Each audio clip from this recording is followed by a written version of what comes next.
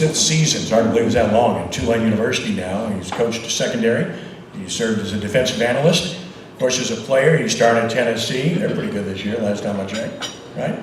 Winning a pair of SEC championships there before playing 8 seasons in the NFL, including 4 with the New Orleans Saints. Went on to play for the Arizona Cardinals. And of course, Tulane is now 7-1, 4-0 in the American Conference, ranked 23rd in the country. And the Green Wave will play at Tulsa against the Golden Hurricane this Saturday. Please give a warm quarterback club welcome to Coach J.J. McCleskey.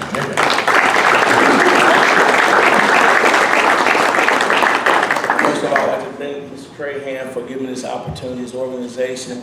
This is not my first time speaking here, but every time I get a chance to make it out, it's definitely a treat.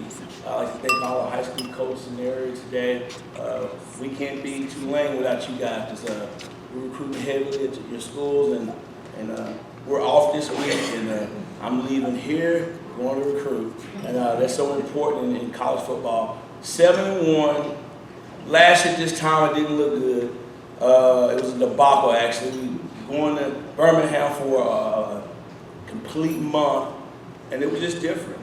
And our head coach, Coach Fritz, has done an outstanding job with just getting us focused, making sure that the I's are dotted, the T's are crossed, doing a lot of situational stuff in practice that's been outstanding for our team. And one thing that I do know is that even though we're 7-1, we're not complacent. We hadn't played a great game. One thing about it is we've played complementary football. Special teams, defense and offense have played together. We've not left one of them out to dry. So we have a lot of good football left. We're off this week. We just finished practice. We're trying to figure out the little things. How can we get over the hump? I think the biggest thing is you're having a good season. How can you make that a great season? We're teaching right now one at a time, 1-0, 1-0, 1-0, not looking, at the next game. So it's been really, really, really, really fun watching our young men after going through last year's debacle. It really has. And our kids have worked their tails off, and again, we're not complacent. If you know anything about our conference, we're such a good football team in our conference, and anybody on any given day can beat you. I promise you, I've aged 10 years, been in the conference. That's how good the football is, and the teams are close together. But if I would leave a message with you guys today, when I took the job at Tulane, I promised myself I was going to be a mentor.